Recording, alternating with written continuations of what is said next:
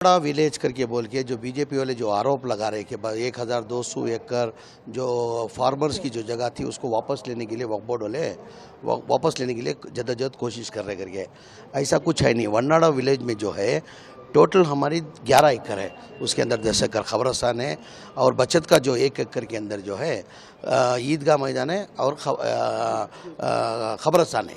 ईदगाह और नहीं ईदगाह और मस्जिद है, वो छोड़ के हमारी जगह है ही नहीं। और ना एक जन को भी नोटिस इशू करा।